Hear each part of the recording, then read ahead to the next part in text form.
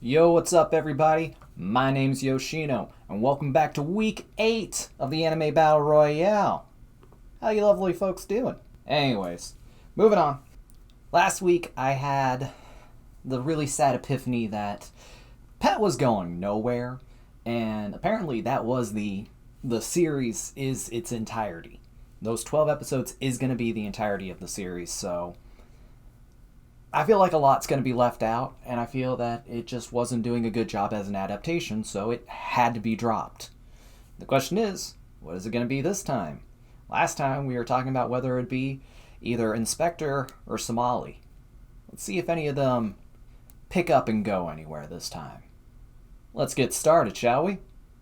First up this week is a classic anime already. It Invaded.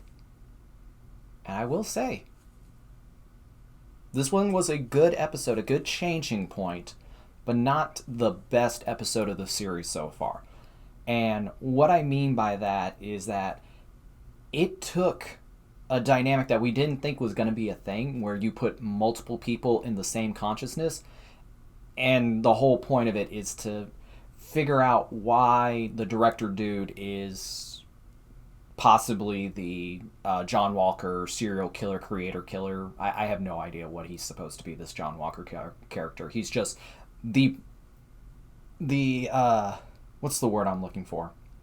Villain of the series? I don't know how to put it. Just the character that we don't know anything about, but we know he is the bad guy we have to stop. Anyways, I really like that dynamic. I've been waiting for it for so long to see that one-on-one psychological, I don't want to say battle, but like contest between the main guy Sakaido and the hole in his head dude. I really like that, and I liked it show kind of a lot of their personality, where this guy is really calm and rational and caring, but also very straight to the point and strict, while the other guy is more, he's in it for his own personal takes and his own personal games. Yes, he does care, but the way he cares is a very selfish caring. If it isn't his form of caring, he doesn't actually care. That's a lot of cares in one sentence.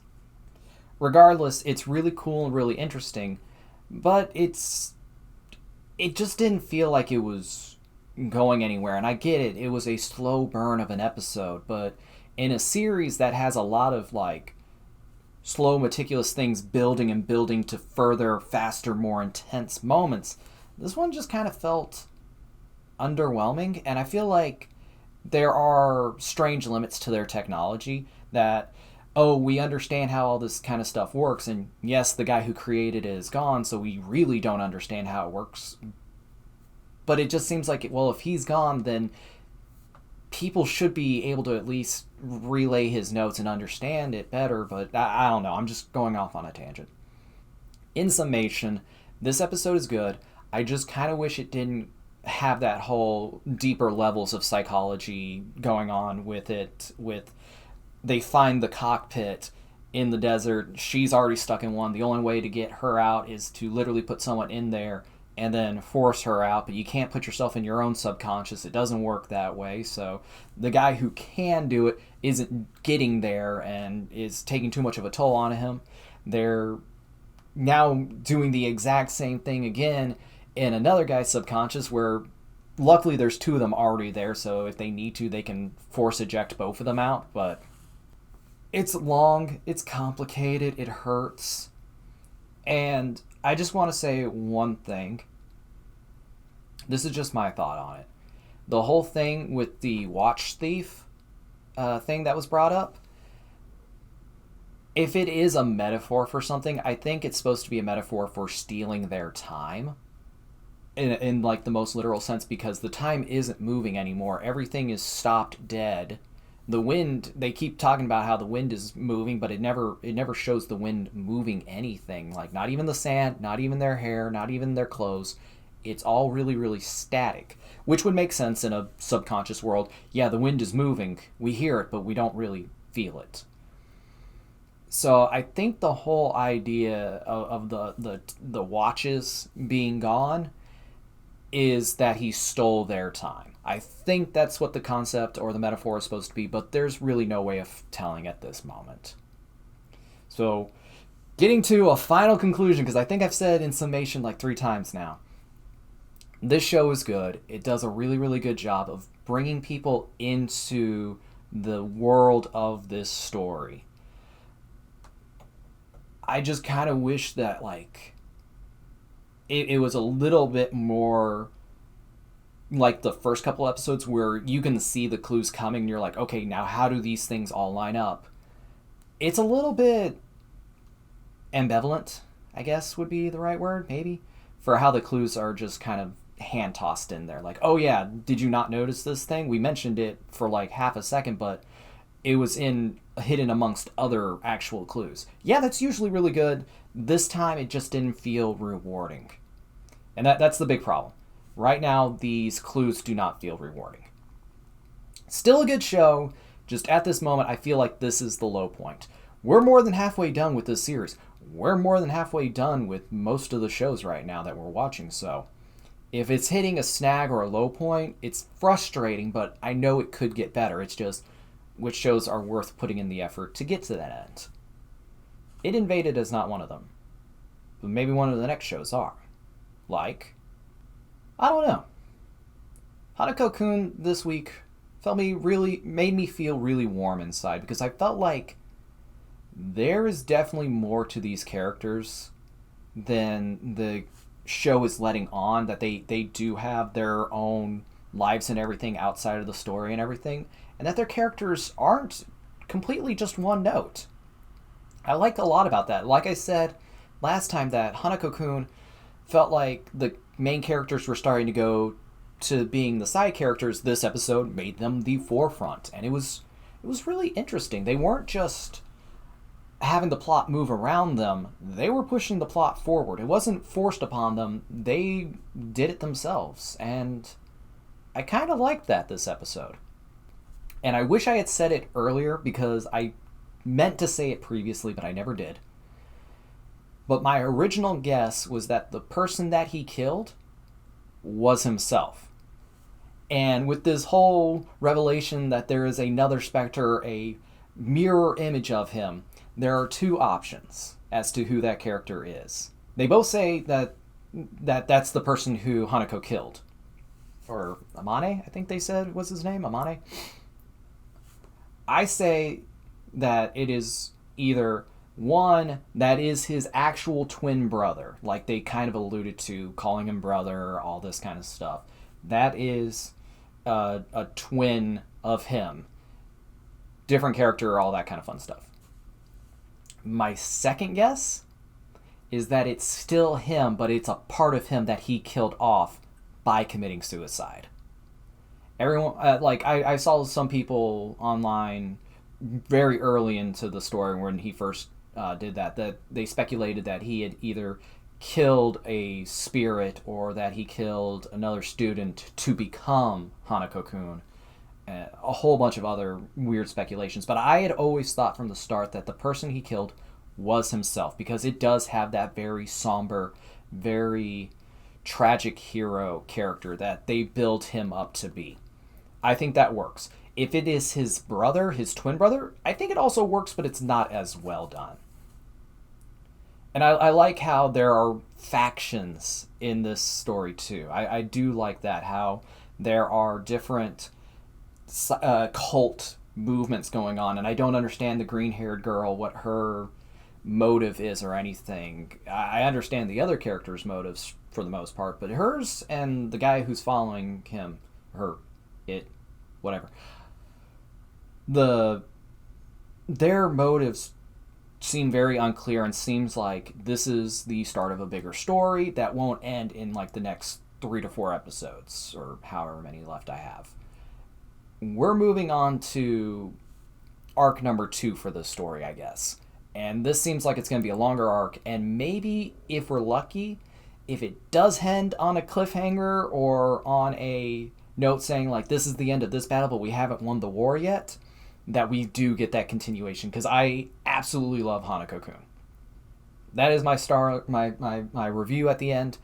Hanako-kun is more than worth watching. this is a show that rewards you for paying attention, but it also is kind of a show that you can just sit back and enjoy the aesthetics. So, I guess that's all I have to say on it. It's a good episode this week. Made it a lot better of a show overall. It's doing a good job. What we got next?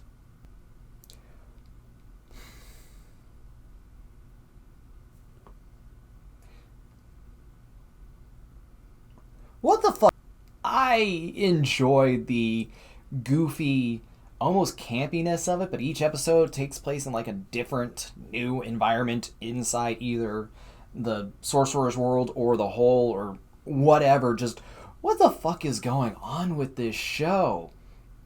I kind of felt it from the start that maybe the person who had cast the magic on what is his name? Kaimon. Use the magic on Kaimon was a part of the Star cast, one of the sorcerers that we know from the start. That's what I had thought, but I didn't expect it to be Ebisu. She just didn't seem like that kind of character, to be 100% honest. I really thought she was just going to be kind of a one-note character and then the running gag. But apparently I'm wrong. That's kind of cool, actually. But everything else about this show, whether it makes sense or not, is still entertaining. I can say that this story is very, very well written. But it's the insanity that keeps me coming back. This show being if they took all of the insanity out of it and then kept the story as it was, it would probably be just a run-of-the-mill kind of story. The insanity, the chaoticness, the just absurdity that is this series puts this show from its, very 7 out of 10 kind of story and pushes it easily into an 8 out of 10. The animation keeps it from getting into a 9 out of 10.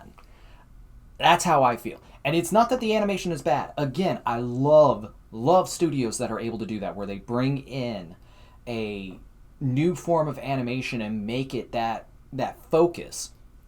They're doing a good job of CG 3D animation for anime. We have a bad track experience with it. This one is not bad. We had 2 series in a row that's done a good job.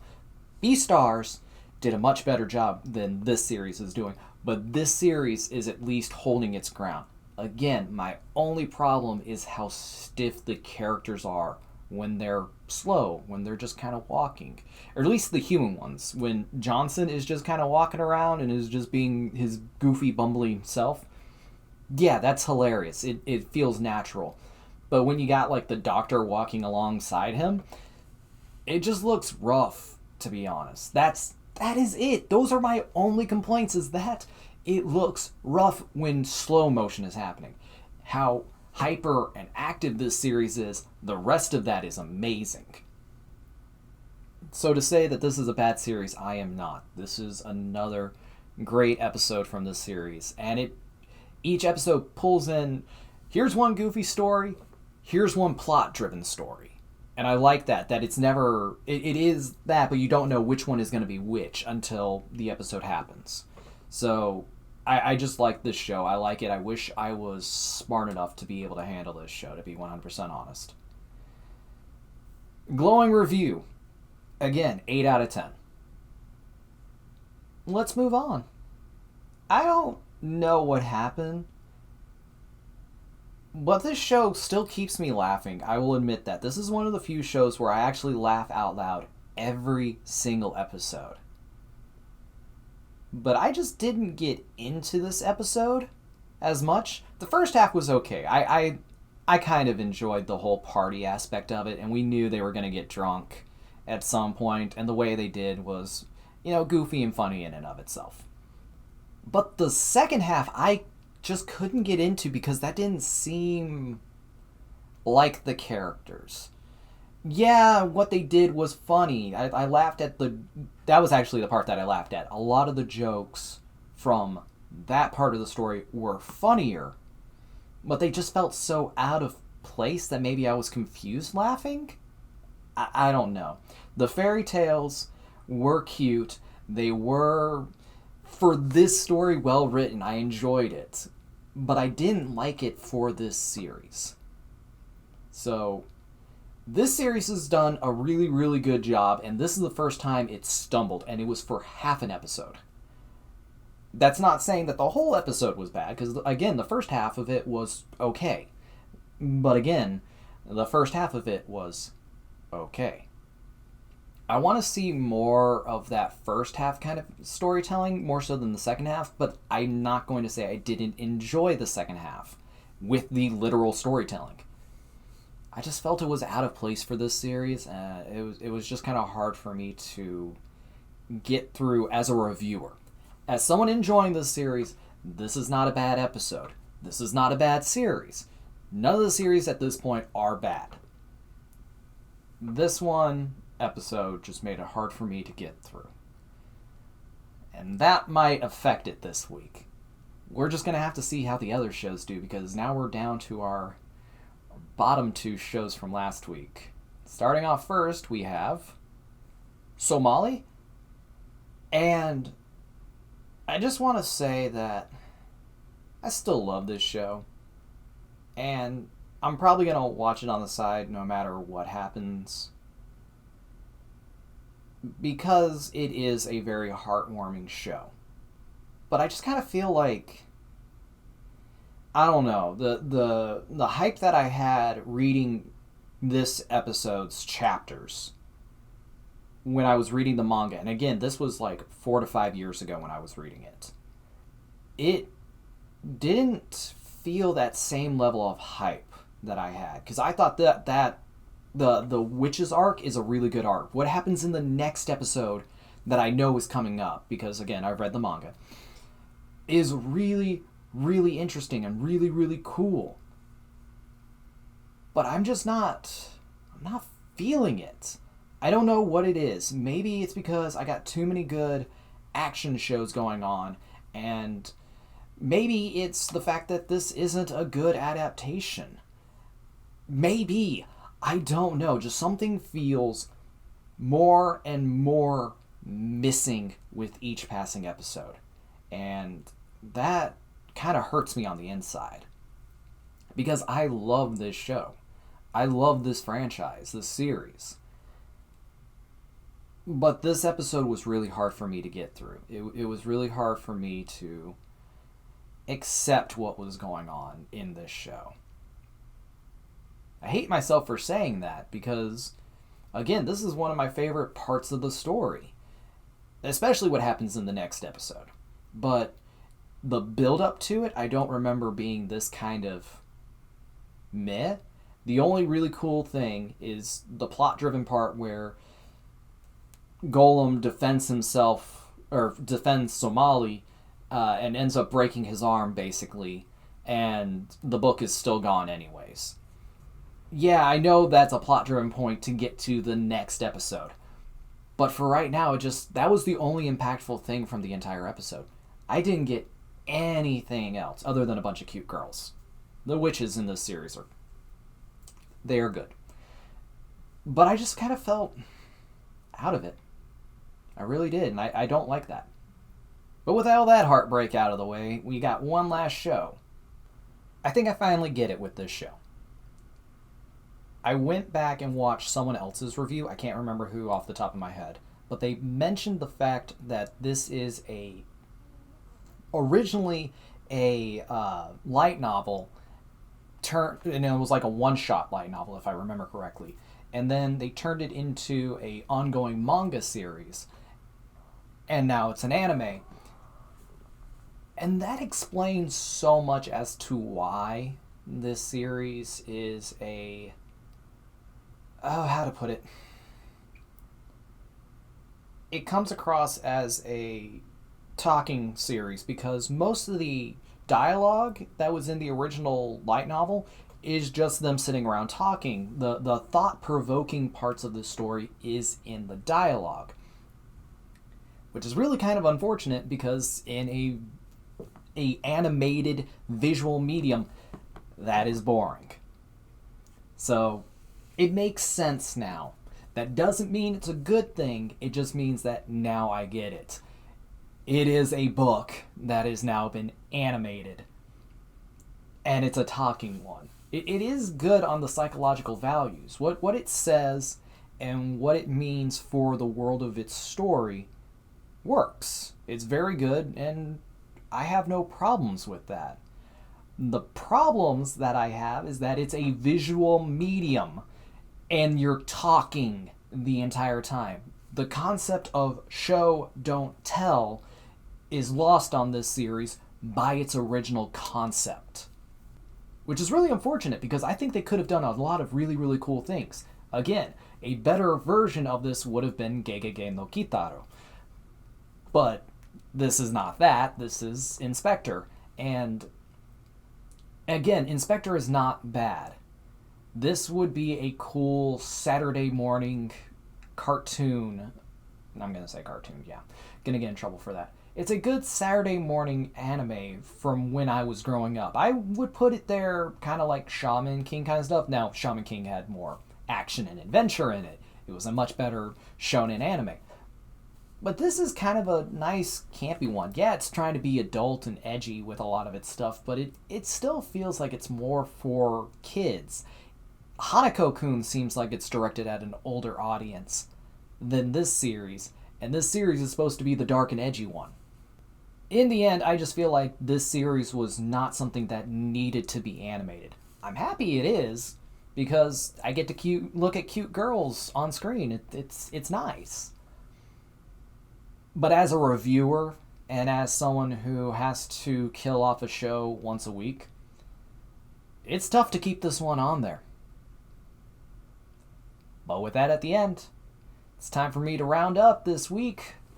What was our top 3 shows and what was our bottom 3 shows and what's getting the axe? Let me just review what we got so far. I think I say this every week when we get down to like so many, but I just want to point out the fact that we have as many shows left over now as the shows we actually started with on week 1. So 6 shows. Top 3, bottom 3. Again, that does not mean that the bottom 3 are bad. It just means at this point, there are 3 better shows and 3 not as good shows. So let's start in 3rd place. The perfectly reasonable point to start in the middle of a list. But in 3rd place, squeaking it out over other shows who had been keeping a really solid 3rd place lead, is Hanako-kun. And again, I feel like this episode just kind of, I don't want to say brighten up the world, because the world is still kind of dark and edgy, but it made it feel like, oh, we really do have an end goal right here. And we know where it needs to go. We just don't know how we're going to get there. And it opened up that new mystery, that new arc for this series. Again, we're over halfway through with this series, and I kind of hope we get another season, because I don't want it to end as quickly as it feels like it's going to go. I really don't. I don't know how the manga ends. I don't even know if the manga ended. Regardless, I am hoping that this series comes to a point where if it doesn't come to an end, that it opens itself up to that next season. I want that next season if it does. But if it does come to a conclusion now, I hope it is a fulfilling conclusion. I feel like it will be really, really short-lived because we've only gone through like 2 or 3 of like the legends that like we've actually sat down with, and that leaves about half of them left.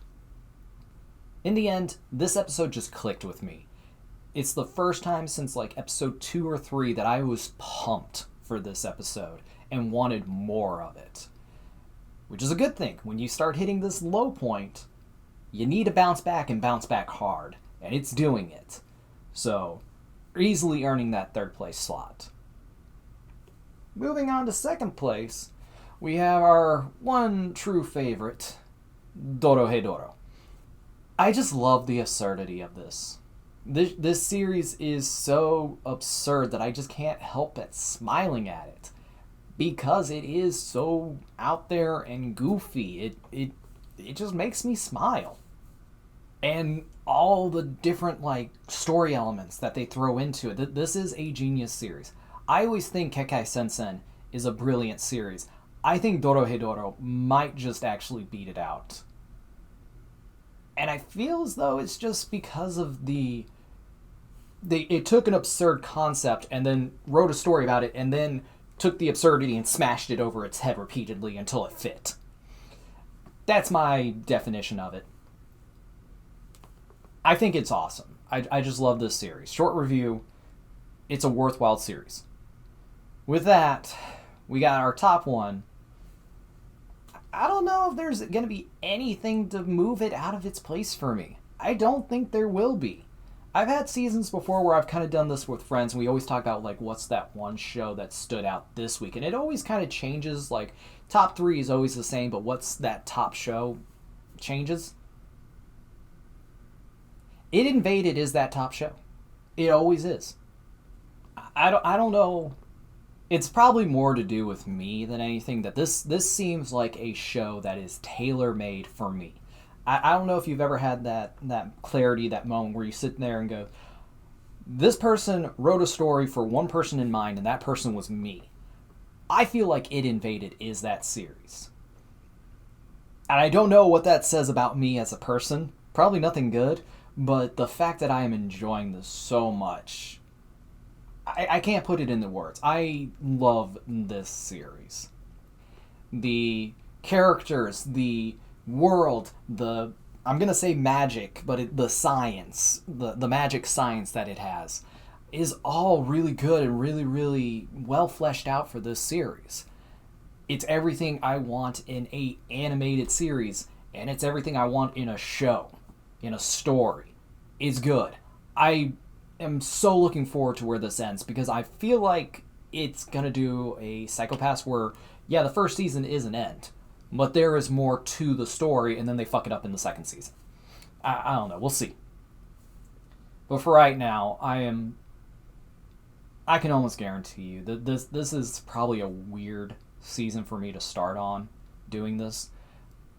But this episode, this show, everything about it, it's number 1 in my book. Will it be anime of the year? Hard to say. We'll put it this way. It's very hard to say. It's very early in the year. But for right now, it is up there for me. But now that we've gone through our top 3, we got to go through our bottom 3. Maybe this time I'll get the numbers right, because I had to look this time, and in 4th place, because I can do math, is in Spectre. And I know I just got done shitting on it for a couple of minutes. But honestly, in all honesty, it's still not that bad. Like I said, in my review of it, it was intriguing. What they say and the concepts that it's keeping as its forefront boxed-in plot is working. It's just that as a visual medium, it is doing a bad job of being visually interesting. It's doing an okay job of visualizing what is being talked about, but it's just kind of meh. And again, like I said last week, the show just needs to shut up and move. And it's trying to, but it's doing it by talking through it. Again, I really, really liked how the first half of the episode went. Yeah, it was a lot more talking, but it was more people talking about different things to kind of move the plot together to one point. I still don't know what's going to happen in the end. I really don't. I'm looking forward to it, but this might be a show that if I was to drop it this week, which I'm not, but if I was to drop it this week, I would just go back at the end of the season and just binge it real quick, get it over with, be like, okay, there's my clarity. But for right now, it's not on the chopping block. It's really, really close, but it ain't there yet. But speaking of being really close to the bottom and on the chopping block, potentially, I hate to do it, but Rikei-koi was not a good episode this week. 5th place, Rikei-koi.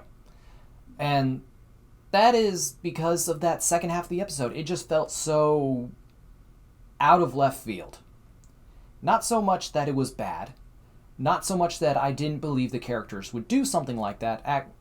Kind of.